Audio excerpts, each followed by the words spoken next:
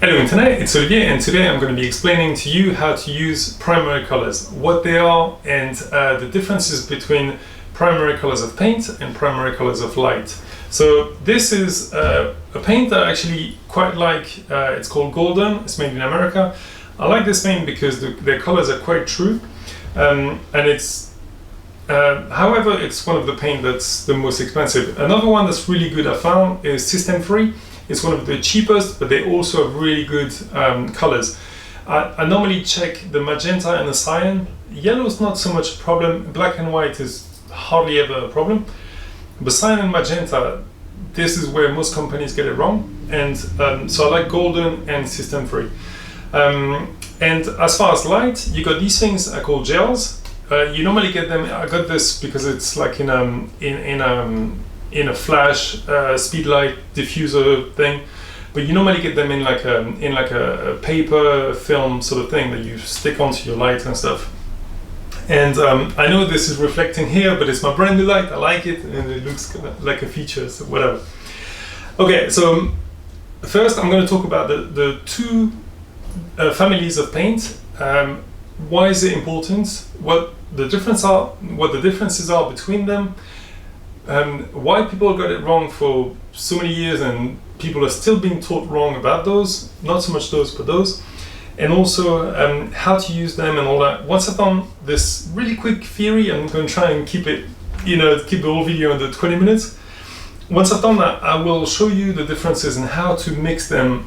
I'll take a light torch and I'll show you how to mix those colors. And I will also show you how to mix the colors of paint. I've got 2 or 3 videos about the primary colors of paint, but I don't have any of those, so I just thought it'd be a good introduction, because now my channel is also moving into photography and videography. Okay, so what are the primary colors? So CMYK, you might have heard of. It's cyan, magenta, yellow, K for ketone, and ketone black, and W, which is often left out because these colors were created for printing. And when you're doing printing, most of the time you're printing on a white paper, so you don't need white, because if you were to zoom in with a magnifying glass or whatever onto a paper, you'll see that it's just loads of little white dots. When it's printed, that's how it is. When it's manually done, then obviously they blend together. But it's the same thing with the primary colors of light. Most of the time now it's LEDs, and you'll have little LEDs, same as a sensor in, I mean, you're looking at this on your phone or computer or whatever, and it's this, you can't see it because it's so small, but each pixel in your phone or whatever is a mix of these 3. You've got red, green, and blue, RGB. And this camera, the sensor on the camera, is basically made of, well, it's 42 megapixels, so it's 42 million times 3, like this, of little, I think they mean 1 per 3, whatever, but it's RGB, and then the camera with the lens captures everything in either of these 3 colors, mixes them together, and shows it to you on your screen. So how did they get it wrong? So paint goes quite a lot further back than light. I mean, as far as like photography, videography, and it was easier for them to do. Cochineal is a little bug. When it's squashed, there's like a chemical reaction thing. It turns into like a really deep red, as opposed to magenta, which is a lot harder to do, especially back then. So that's why they used red. Blue was a very expensive color, and if you look at paintings, they used blue for the kings, the robes, all that stuff, because it was expensive, so they didn't really use cyan. If anything, they used lapis lazuli, crushed stone. Anyway, I don't want to go too far into this. Just to go back to saying these are the proper colors, and before, for convenience, they used red, yellow, and blue. But now that we know better, we need to learn properly. Okay, so why do you even need primary colors? You could just buy, a purple light or green paint, whatever. You can, absolutely, but to become a better artist or better photographer or filmmaker, you need to know the basics. You need to know why things are happening in a certain way in order for you to correct things. Once I was doing a shoot with a model, and I wanted the image to be brighter, and so I had these on my flashes, and I was increasing the light, and the more I was doing that, the more the picture was turning bright and white. And I was like, what's going on? Because of the fundamental thing. But now I know why, and basically if I'm doing a shoot with somebody with gels, I know exactly what to do. And after, give me another 2 minutes, and then I'll show you exactly how to mix them. In the same way, when it comes to these, you could buy a red, or you could buy a green, or a purple, or any other color there. But if you show up to your job and the client says, actually, I like the green that you bought, but I want a slightly different green, could you make it more khaki green, or lawn green, or emerald green, or jade green? Then it's good to know what to do. No problem, let's just add a bit of white, add a bit more yellow, you do the thing, and the client's happy. But if you don't know how to do that, then it's kind of not ideal. Okay, so on this piece of paper, I've got both families represented. I got cyan, magenta, yellow, CMY. I'm leaving the black out for now, because as I said, in theory, if you mix CMY, you would get black. And in theory, again, well, actually, this is, when it comes to light, it's a lot more accurate. If you're mixing these three, you should get white. Okay, so, and I've got a little light, and I will show you that right now. So first, I'm gonna show you different examples of the primary colors of light and how to get different colors. And then I will do the same with the primary colors of paint using these acrylics. Okay, so first I wanna do these colors, or get as close as possible. So you may have heard of complementary colors. So these are, a complementary color is mixing two primary colors to get another one. And this is how they jump from one family to another. So I will talk about, so bear with me one sec. So if I was to mix magenta at 50%, yellow at 50%, I should get red.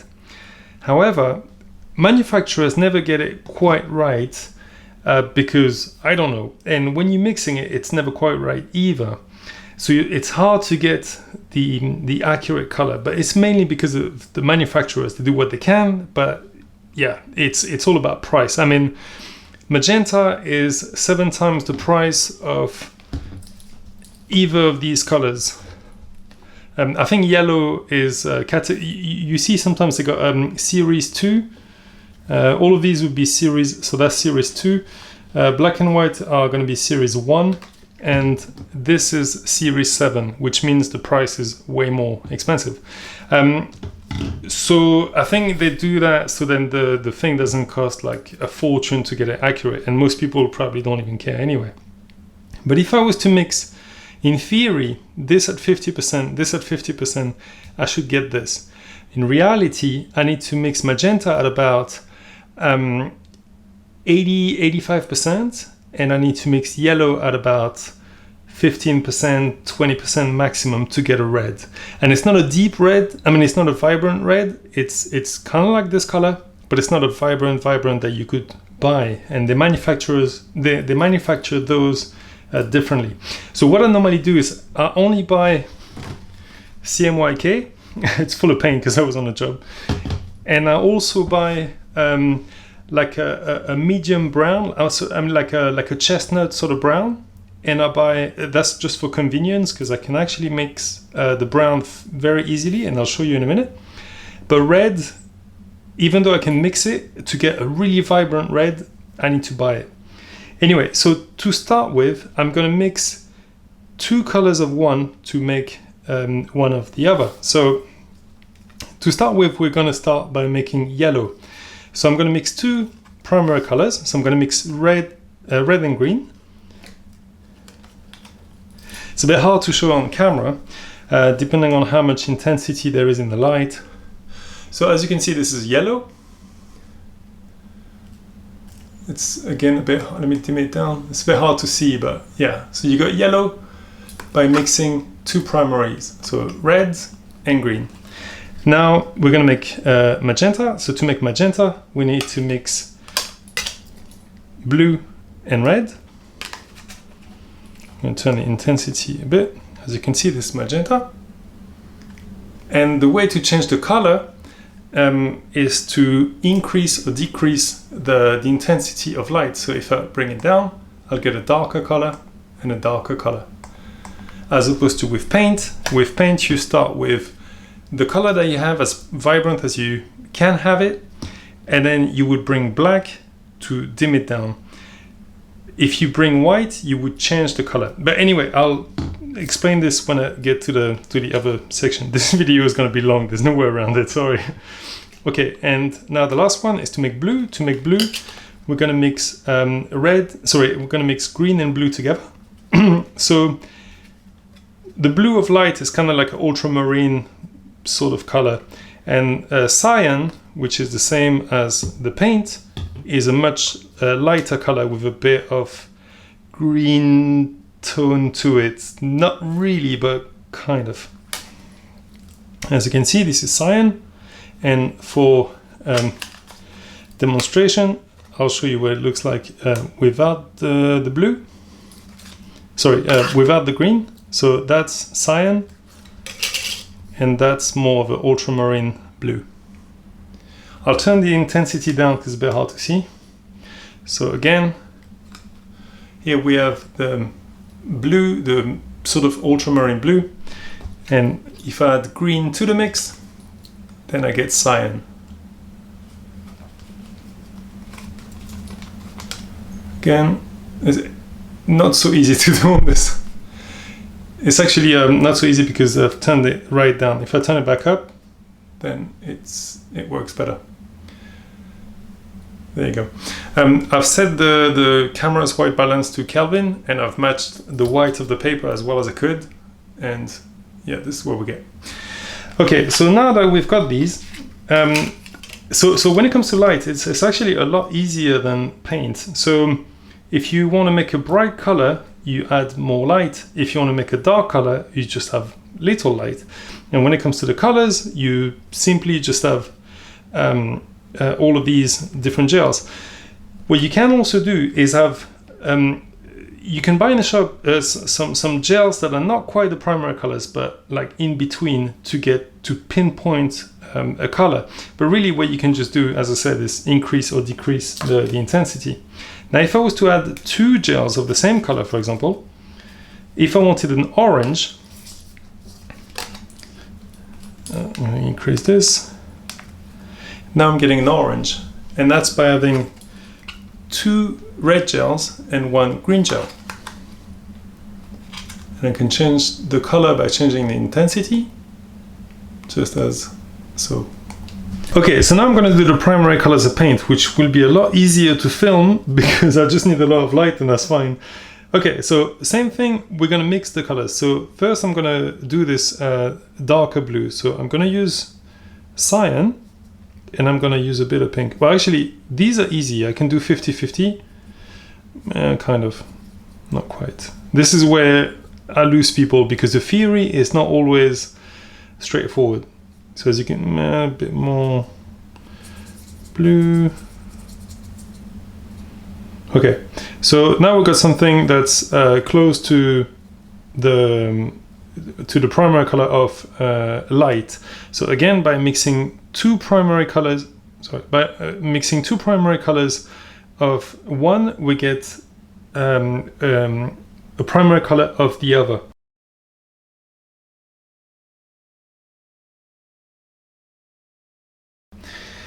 And again, I'm going to do red. So as I said, the ratio is very different. So I'm going to use a lot of pink and just a touch of yellow. And then I'm going to get red, still a bit pink.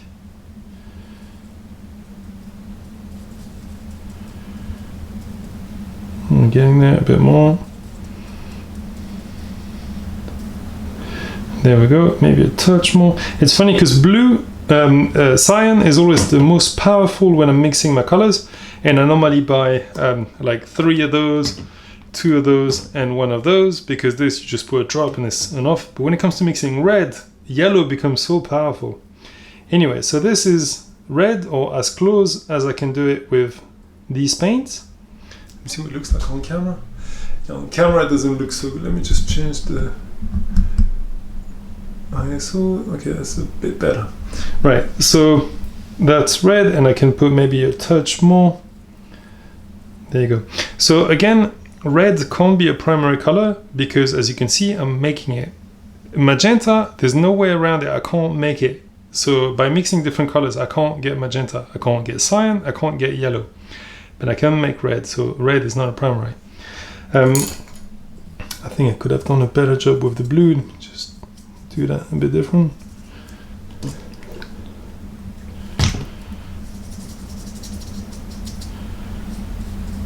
There we go. Okay, so that'll be the blue.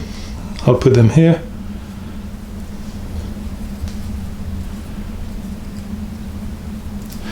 And now we're gonna mix green.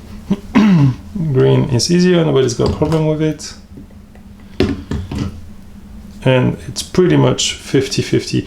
Or I would say maybe when it comes to green, yeah, it's about 50-50. If anything, yellow has to be a bit more, like 60%, 40%. Yeah, green is pretty forgiving. There you go. So you got CMY and then RGB. So with these colors, you can make any color, regardless of if you're using light or if you're using paint. It's the same. They work together, but in a certain way. You can't just mix and match. However, if you mix two of one, you get the other. If you mix two of one, you get the other. And this is how you cross from the two different families between subtractive and additive. Now, before I wrap this video, I'm just going to do a few different examples of, showing you that I can get different colors. One thing I want to talk about real quick is you have to be careful with black and white. So black and white, I'm going to start with this green.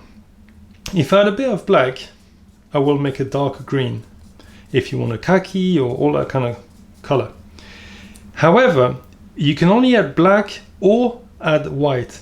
If you add the two together, what happens is you reducing the saturation, which sometimes is exactly what you're looking for, which is fine, but that's what you have to know. So if you don't want to, if you not alter the color, making it a darker color, you go towards, you use black only. If you want to make it a brighter color, but towards like a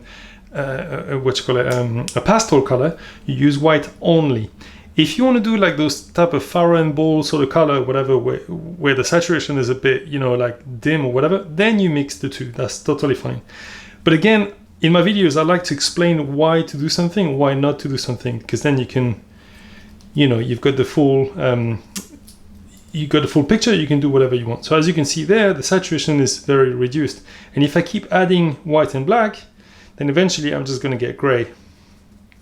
As you can see there, it's pretty much just gray, whether it's light or dark, but the green is pretty much non-existent. So again, when you use these two together, you have to remember that you will decrease the saturation. Okay, another few examples. Okay, one thing, so yellow is the odd one out when you're using black. So when you're using black to make a, well, you can't really use black to make a green darker, because if you do, it'll just turn, a yellow darker, because if you do, it'll turn green. So I've got yellow here, put a touch of black, and as you can see, it's turning into like a weird green. Again, it's fine if that's what you're looking for, but as you can see, it's not really the type of, darker yellow you'd want. This is a green now. So if I was to use yellow with a touch of magenta, and this is what I do, or what you do when you're mixing primary colors, is you use these three as much as you can before you start using black and white. So if I use some yellow here and I use just a touch of magenta, then I'm going to get a darker yellow that's going to veer towards the orange. But as long as I don't put too much magenta, then I'll just be a nice darker shade of yellow, as you can see here.